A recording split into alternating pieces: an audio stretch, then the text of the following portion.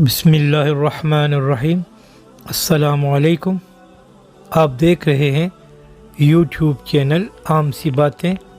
جیسا کہ آپ جانتے ہیں کہ داستان کربلا کے سلسلے میں 2 حصے ہو چکے ہیں اور آج اس کا تیسرا حصہ ہے۔ آج ہم بات کریں گے امام علی مقام رضی اللہ تعالیٰ عنہ کی مکہ شریف سے کوفہ کی طرف روانگی۔ حضرت امام مسلم رضی اللہ تعالیٰ عنہ کے خط آنے کے بعد حضرت امام حسین رضی اللہ تعالیٰ عنہ کو کوفیوں کی درخواست قبول فرمانے میں کوئی وجہ تعمیل اور جائز عذر باقی نہ رہا تھا، اس لیے امام علی مقام سیدنا امام حسین رضی اللہ تعالیٰ عنہ نے کوفہ جانے کا عزم مصمم کر لیا اور اسباب سفر درست ہونے لگے۔ جب مکہ والوں کو آپ کی تیاری کا علم ہوا تو انہوں نے آپ کا مکہ سے کوفہ جانا پسند نہ کیا، کیونکہ وہ کوفہ والوں کی بے وفائی اور غداری کو خوب جانتے تھے۔ چنانچہ انہوں نے آپ کو سختی سے روکا۔ ان میں خاص طور پر جلیل القدر صحابہ حضرت عبداللہ ابن عباس، حضرت عبداللہ ابن عمر، حضرت جابر، حضرت ابو سعید خدری، حضرت ابو واقد قریشی اور دیگر صحابہ اکرام رضوان اللہ تعالیٰ علیہم اجمعین شامل تھے۔ یہ سب حضرات آپ کی بارگاہ میں پیش ہوئے اور انہیں عرض کیا کہ آپ ہرگز کوفہ نہ جائیں، وہاں کے لوگ درہم اور دینار کے بندے ہیں، بد عہدی اور بے وفائی ان کا شعار ہے اور ان کا حاکم ان پر مسلط ہے۔ تو آپ جان لیجئے کہ کوفہ والے آپ کو جنگ و جدال کے لیے بلا رہے ہیں۔ ہمیں اندیشہ ہے کہ وہ لوگ آپ کو دھوکہ دیں گے، آپ کو جھٹلائیں گے اور آپ کو بے یار و مددگار چھوڑ کر حکومت وقت سے مل کر آپ پر حملہ کر دیں گے، اور یہی لوگ جو آپ کو دعوت دے رہے ہیں آپ کے دشمن بن جائیں گے اور آپ کو شہید کر دیں گے۔ حضرت امام علی مقام نے فرمایا، میں خدا سے خیر کا طالب ہوں، دیکھیے کیا ہوتا ہے۔ حضرت عبداللہ بن زبیر جو پہلے ہی سے مکہ میں موجود تھے آپ کے پاس آئے اور کہا، آپ عراق جانے کا ارادہ ترک کر دیں۔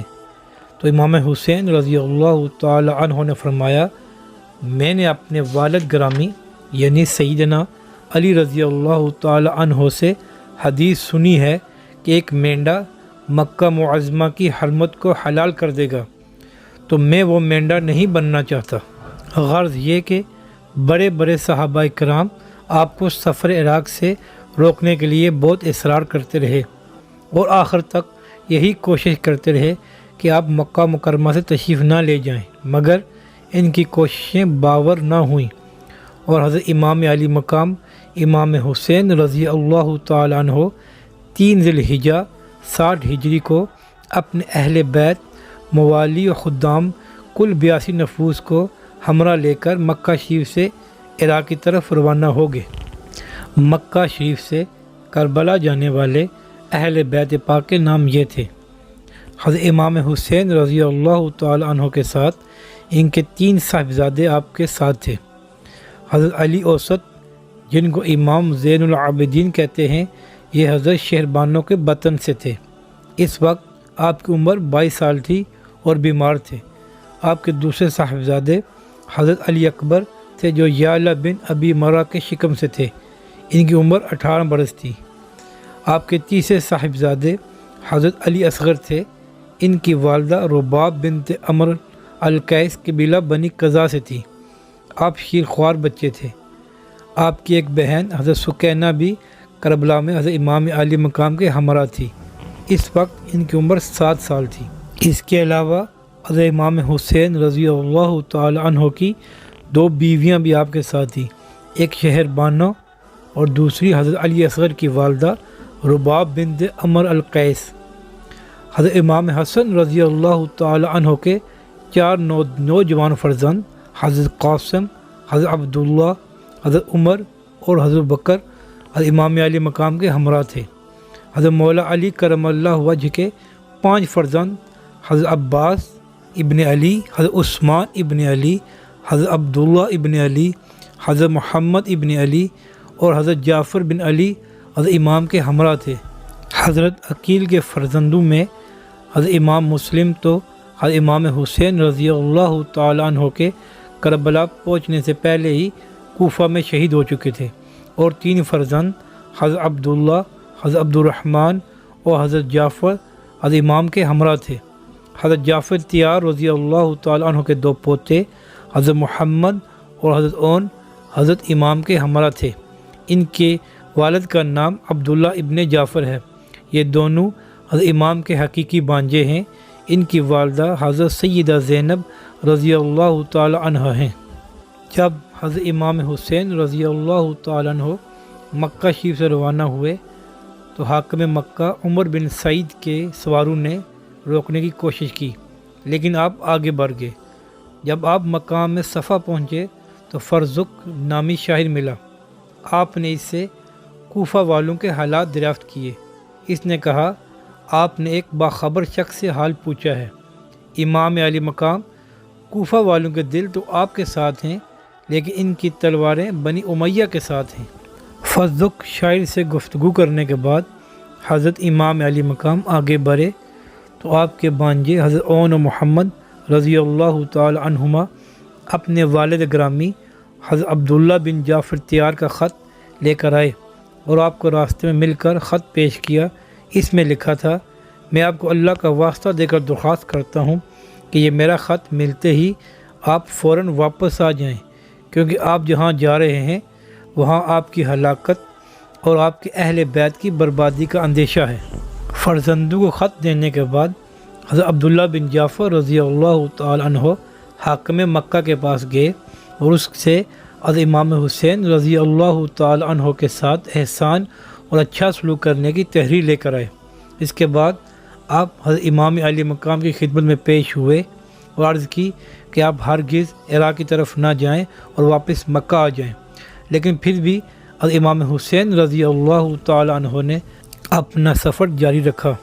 اب دوسری طرف ابن زیاد کو بھی اطلاع مل چکی تھی کہ حضرت امام حسین رضی اللہ تعالی عنہ کوفہ کی جانب بڑھتے چلے آ رہے ہیں۔ اس نے پولیس کے حاکم حسین بن نمیر تمیمی کو آپ کے روکنے پر مامور کیا۔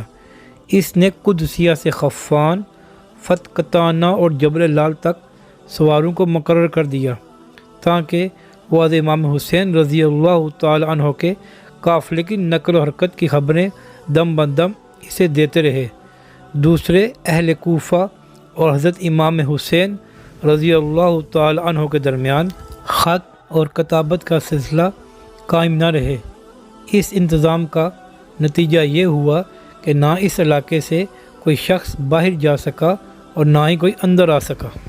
حضرت امام حسین رضی اللہ تعالی عنہ نے مقام حاجر میں پہنچ کر اپنے ایک رفیق قیس بن مسخر کو اپنی آمد کی اطلاعی تحریر دے کر کوفہ روانہ کیا، لیکن اموی حکام نے پہلے سے راستوں کی ناکہ بندی کر لی تھی، اس لیے قیس جب قدسیہ کے قریب پہنچے تو گرفتار کر لیے گئے۔ حسین نے ان کو ابن زیاد کے پاس کوفہ بھیج دیا۔ بعد ازاں ابن زیاد نے ان کو نہایت ہی صفاقانہ انداز میں شہید کر دیا۔ حضرت امام علی مقام رضی اللہ تعالی عنہ اپنے رفقا کے ساتھ مسلسل آگے بڑھ رہے تھے۔ ابھی تک آپ کوفہ کے حالات سے بے خبر تھے۔ جب آپ مقام میں سلبیہ میں پہنچے تو بکیر بن شعبہ اسدی کے ذریعے آپ کو معلوم ہوا کہ حضرت امام مسلم اور حانی بن عروہ دونوں شہید کر دیے گئے ہیں اور ان کی لاشوں کے پاؤں پکڑ کر بازار میں گھسیٹا گیا۔ اس المناک خبر کو سن کر آپ نے بار بار انا للہ و انا الیہ راجعون پڑھا۔ عبداللہ بن سلیم اور مزری جو حج سے فارغ ہو کر مقام ضربت میں حسینی قافلے سے آ کر ملے تھے، انہوں نے حضرت امام علی مقام سے کہا، ہم آپ کو خدا کی قسم دیتے ہیں کہ آپ اپنی جان اور اپنے اہل بیت کا خیال کیجئے اور یہاں سے لوٹ جائیے، اس لیے کہ اب کوفہ میں آپ کا نہ کوئی حامی ہے اور نہ مددگار، بلکہ ہمیں تو یہ اندیشہ ہے کہ جو لوگ آپ کو بلانے والے ہیں آپ کے کوفہ پہنچنے پر وہی آپ کے دشمن ہو جائیں گے اور آپ کے خلاف میدان میں نکل آئیں گے۔ یہ سن کر حضرت امام مسلم کے تینوں بھائی کھڑے ہوئے اور جوش میں آ کر کہا، خدا کی قسم جب تک ہم اپنے بھائی مسلم کے خون کا بدلہ نہیں لیں گے یا ان کی طرح خود شہید نہ ہو جائیں گے اس وقت تک لوٹ نہیں سکتے۔ حضرت امام حسین رضی اللہ تعالی عنہ نے ان کی بات سن کر فرمایا، ان لوگوں کے بعد زندہ رہنے میں کوئی لطف نہیں۔ آپ کے بعض ساتھیوں نے کہا، واللہ آپ مسلم بن عقیل کی طرح نہیں، کچھ آپ مسلم بن عقیل اور کچھ آپ۔ یوں ہی آپ کوفہ پہنچے گے، وہاں کے سب لوگ آپ کی نصرت کے لیے دوڑ پڑیں گے۔ آپ خاموش رہے اور صبح کا انتظار فرمانے لگے۔ صبح ہونے کے بعد امام علی مقام کا قافلہ یہاں سے آگے چلا۔ حضرت امام جن جن دیہات سے گزر رہے تھے، لوگ جوک در جوک آپ کے ساتھ شامل ہو رہے تھے۔ جب آپ زبالہ کے مقام پر پہنچے تو آپ کو عبداللہ بن بختر کی شہادت کی خبر ملی۔ حضرت امام علی مقام کو جب مسلسل یہ بری خبریں ملی تو آپ نے اپنے ساتھیوں کو جمع کر کے تقریر فرمائی اور فرمایا، مسلم بن عقیل، ہانی بن عروہ اور عبداللہ بن بختر کے دردناک قتل کی خبریں موصول ہو چکی ہیں۔ ہماری اطاعت کے دعوے داروں نے ہمیں چھوڑ دیا ہے، اس لیے جو ہمیں چھوڑ کر جانا چاہتا ہے بخوشی جا سکتا ہے، ہماری جانب سے اس پر کوئی الزام نہیں۔ یہ تقریر سن کر وہ لوگ جو راستے میں آپ کے ساتھ ہو گئے تھے وہ چھٹنے لگے اور صرف وہی جان نثار باقی رہ گئے جو مدینہ طیبہ سے آپ کے ساتھ آئے تھے۔ محرم 61 ہجری بمطابق اکتوبر 681 عیسوی کا آغاز ہو چکا تھا اور آپ کوہ ذی حشم کے دامن میں پہنچ کر خیمہ زن ہوئے۔ اتنے میں حر بن یزید تمیمی 1000 لشکر کے ساتھ ابن زیاد اور یزید کی طرف سے آپ کو گرفتار کرنے کے لیے بھیجا گیا تھا۔ ذی حشم میں آن پہنچا۔ دوپہر کے وقت چلچلاتی دھوپ میں حر کے گورے اور سارے سپاہی بہت پیاسے ہو گئے تھے۔ حضرت امام حسین رضی اللہ تعالی عنہ نے سب کو پانی پلایا۔ حضرت امام حسین رضی اللہ تعالی عنہ کی اس بلند ظرفی کا جو اثر مخالف سردار یعنی حر کے دل پر قائم ہوا، اس کے ظاہر ہونے کا ابھی وقت نہ آیا تھا۔ حر کے سپاہیوں نے کچھ دیر آرام کیا، یہاں تک کہ نماز ظہر کا وقت آیا۔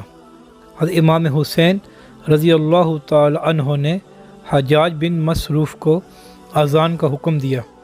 اذان کے بعد آپ لشکر حر کے سامنے تشریف لائے اور حمد و ثنا کے بعد حر اور اس کی فوج کو مخاطب ہوتے ہوئے ارشاد فرمایا، اے لوگو، میں خدائے تعالیٰ کی بارگاہ میں اور تمہارے سامنے اپنی صفائی پیش کرنا چاہتا ہوں کہ میں تمہاری طرف اس وقت تک نہیں آیا جب تک تمہارے خطوط میرے پاس نہیں آ گئے۔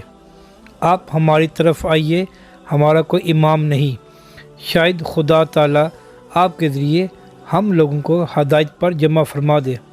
اب اگر تم لوگ اپنی بات پر قائم ہو تو میں آ ہی گیا ہوں، اگر تم اپنے وعدے پر قائم ہو اور مجھے یقین دلاتے ہو تو میں تمہارے شہر چلوں گا، اور اگر ایسا نہیں تو میں واپس چلا جاؤں گا جہاں سے آیا ہوں۔ اس پر وہ سب خاموش رہے اور کسی نے کوئی جواب نہیں دیا۔ اس کے بعد آپ نے مؤذن کو اقامت کا کہا اور حر سے پوچھا، میرے ساتھ نماز پڑھو گے یا الگ؟ حر نے کہا، آپ نماز پڑھائیے، ہم سب آپ کے پیچھے نماز پڑھیں گے۔ چنانچہ ایسا ہی ہوا، دونوں طرف کے لوگوں نے حضرت امام کے پیچھے نماز پڑھی۔ اس کے بعد آپ اپنے خیمہ میں تشریف لے گئے اور حر کے لشکر کے سپاہی اپنے خیموں میں پہنچ گئے۔ جب نماز عصر کا وقت ہوا تو حضرت امام حسین رضی اللہ تعالی عنہ نے اپنے اصحاب کو حکم دیا کہ روانگی کی تیاری کرو، پھر خیمے سے باہر تشریف لا کر نماز کا اعلان فرمایا، اور اسی صورت سے دونوں گروہوں نے آپ کے پیچھے نماز ادا فرمائی۔ نماز کے بعد پھر آپ نے مجمع کی طرف رخ کیا اور حمد و صلات کے بعد فرمایا، اے لوگو، اگر تم تقوی اختیار کرو اور حقدار کا حق پہچانو تو اللہ تعالیٰ کی خوشنودی حاصل کرو گے۔ یقیناً ہم اہل بیت امت اسلامیہ کی فرمانروائی کے ان لوگوں سے زیادہ مستحق ہیں جو آج اس منصب کے غلط دعوے دار ہیں اور مسلمانوں پر ستم ڈھاتے ہیں۔ لیکن اگر تم ہم کو ناپسند کرتے ہو اور ہمارے حق کا اقرار نہیں پہچانتے اور تمہاری رائے اس کے خلاف ہو گئی ہے جو تمہارے خطوط اور تمہارے قاصدوں سے معلوم ہوئی تھی، تو میں واپس چلا جاؤں گا۔ حر نے کہا، ہمیں تو خبر بھی نہیں کہ کس نے آپ کو خطوط لکھے اور کون قاصد ہیں۔ یہ سن کر امام علی مقام نے وہ سارے خطوط ان کو دکھائے۔ حر نے کہا، ہم میں سے کوئی بھی نہیں جس نے آپ کو خط لکھے ہیں۔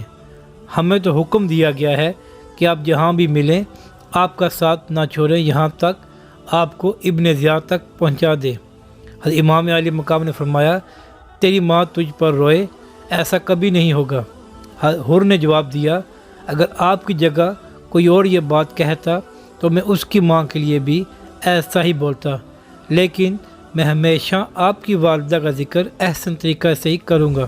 حضرت امام حسین نے حر سے کہا، آخر تم چاہتے کیا ہو؟ تو اس نے کہا، میں آپ کو ابن زیاد کے پاس لے جانا چاہتا ہوں۔ آپ نے فرمایا، خدا کی قسم یہ نہیں ہوگا۔ آخری میں حر نے کہا، مجھے آپ سے لڑنے کا حکم نہیں دیا گیا، مجھے صرف یہ حکم دیا گیا ہے کہ میں آپ کے ساتھ رہوں یہاں تک کہ آپ کوفہ پہنچ جائیں۔ اب اگر آپ کوفہ جانے سے انکار کرتے ہیں تو ایک ایسا راستہ اختیار کیجیے جو نہ کوفہ کی طرف جاتا ہو اور نہ مدینہ کی طرف۔ بس میرے اور آپ کے درمیان انصاف کا یہی طریقہ ہے۔ اس درمیان میں ابن زیاد کو خط لکھ کر اس کی رائے معلوم کر لیتا ہوں۔ حضرت امام کو حر کی یہ بات معقول معلوم ہوئی، چنانچہ آپ قدسیہ اور غزیب کے راستے سے بائیں سمت مڑ کر چلنے لگے اور حر بھی آپ کے ساتھ ساتھ چلتا رہا۔ جب کاروان اہل بیت عزیب المجہنات پہنچا تو امام حسین رضی اللہ تعالی عنہ اور حر کے لشکر نے ایک تیر کی مسافت کا فیصلہ درمیان میں چھوڑ کر الگ الگ قیام کیا۔ اسی اثنا میں کوفہ کے 4 آدمی اپنے گھوڑوں پر سوار ہو کر حضرت امام حسین سے آ ملے۔ جب امام علی مقام نے ان سے کوفہ کے بارے میں معلوم کیا تو انہیں عرض کیا کہ حضرت، وہاں کے امیر لوگوں کو رشوتیں دے کر خرید لیا گیا ہے اور وہ سب آپ کے مخالف متحد ہو گئے ہیں، اور جو عام لوگ ہیں ان کے دل تو آپ کے ساتھ ہیں مگر ان کی تلواریں یزید اور ابن زیاد کے ساتھ ہیں۔ حر جو حضرت امام کی ہر نقل و حرکت کا نگراں تھا آگے بڑھا اور امام سے کہا، یہ کوفہ کے لوگ ہیں اور آپ کے ساتھیوں میں سے نہیں ہیں، اس لیے انہیں میں قید کر دوں گا یا کوفہ واپس کر دوں گا۔ امام نے فرمایا، اب یہ میرے پاس پہنچ ہی گئے ہیں تو ان کی حفاظت میں اپنی جان کی طرح کروں گا۔ اب وہ میرے انصار عوان کی جماعت میں داخل ہو گئے ہیں۔ حر یہ سن کر خاموش ہو گیا۔ جب قافلہ امام قصر بنی مقاتل میں اترا، تھوڑے ہی فاصلے پر حر نے بھی قیام کیا۔ آدھی رات کے بعد آپ نے اپنے رفقا سے فرمایا، پانی بھر لو اور چلو۔ ابھی تھوڑی دور ہی چلے تھے کہ آپ پر غنودگی سی طاری ہو گئی، پھر چون کر کہا، انا للہ و انا الیہ راجعون والحمد للہ رب العالمین۔ 2 یا 3 مرتبہ آپ نے یہی کلمات اپنی زبان مبارک سے ادا فرمائے۔ یہ سن کر آپ کے صاحبزادے حضرت امام زین العابدین رضی اللہ عنہ نے فرمایا، ابا جان، میں آپ پر فدا ہو جاؤں، اس وقت آپ نے یہ کلمات کس وجہ سے فرمائے ہیں؟ آپ نے فرمایا، ابھی میری آنکھ لگ گئی تھی، میں نے ایک سوار کو دیکھا جو کہہ رہا تھا کہ یہ لوگ تو راستے پر جا رہے ہیں اور موت ان کی طرف آ رہی ہے۔ میں سمجھتا ہوں کہ اس طرح ہم کو ہماری موت کی اطلاع دی گئی ہے۔ صبح ہوئی اور بعد نماز فجر کارواں امام علی مقام نے آگے بڑھنا شروع کیا۔ حر بھی آپ کے ساتھ ساتھ تھا، یہاں تک کہ قافلہ میدان نینوا میں پہنچا تو کوفہ کی طرف سے ایک سوار آتا دکھائی دیا۔ سب ٹھہر کر اس کا انتظار کرنے لگے۔ جب وہ پہنچا تو اس نے حر اور اس کے ساتھی کو سلام کیا، لیکن امام علی مقام رضی اللہ تعالی عنہ اور آپ کے رفقا کو سلام دینا مناسب نہ سمجھا۔ پھر اس نے ابن زیاد کا خط جو حر کے نام تھا اس کو دیا، جس میں لکھا تھا کہ جیسے تم کو میرا خط پہنچے حسین پر سختی کرو اور ان کو آگے بڑھنے نہ دو، اور ان کو کسی چٹیل میدان میں خیمہ زن ہونے پر مجبور کرو، اور جہاں نہ پانی ہو اور نہ ہی کوئی پناہ گاہ ہو۔ حر نے یہی خط حضرت امام علی مقام اور آپ کے رفقا کو سنایا۔ حضرت امام علی مقام نے کہا، اچھا ہمیں ذرا آگے بڑھنے دو اور سامنے والے گاؤں غازر یا شفیہ میں ٹھہرنے دو۔ حر نے کہا، نہیں، ہم کو تو چٹیل میدان کا کہا گیا ہے جہاں پر پانی نہ ہو۔ یہ جواب سن کر امام علی مقام کے اصحاب میں جوش پیدا ہوا۔ پھر امام حسین رضی اللہ تعالی عنہ نے حر سے فرمایا، اچھا کچھ تو چلنے دو۔ حر خاموش رہا اور آپ بائیں طرف چل پڑے۔ حضرت امام حسین رضی اللہ تعالی عنہ بائیں طرف مڑ کر تھوڑا سا چلے تھے کہ حر کے سپاہیوں نے آ کر روک دیا اور کہا، بس یہیں اتر پڑیے، فرات یہاں سے دور نہیں ہے۔ حضرت امام نے پوچھا، اس جگہ کا کیا نام ہے؟ لوگوں نے کہا، اس کا نام کربلا ہے۔ آپ نے فرمایا، اچھا، کرب و بلا کہ یہی منزل ہے۔ یہ کہہ کر گھوڑے سے اتر پڑے اور فرمایا، یہ کربلا ہے جو مقام کرب و بلا ہے، یہی ہمارے مال اوان و انصار کے قتل ہونے کی جگہ ہے۔ جب حر نے ابن زیاد کے خط کی تعمیل کرتے ہوئے حضرت امام حسین رضی اللہ عنہ کو کربلا میں اترنے پر مجبور کر دیا تو اس نے ابن زیاد کو اس کی اطلاع کر دی۔ دوسری طرف عمر بن سعد جو ایران میں کردوں کی بغاوت کچلنے جا رہا تھا، ابن زیاد نے اس کو بھی اس طرف بھیج دیا اور کہا، پہلے حسین کی مہم جوئی کا جواب دو۔ پہلے تو اس نے انکار کیا، لیکن جب اس نے رائے کی حکومت کا لالچ دیا تو یہ مان گیا۔ اس کے آگے کے واقعات انشاءاللہ اگلے حصے میں ہوں گے اور وہیں شہادت کا ذکر بھی ہوگا۔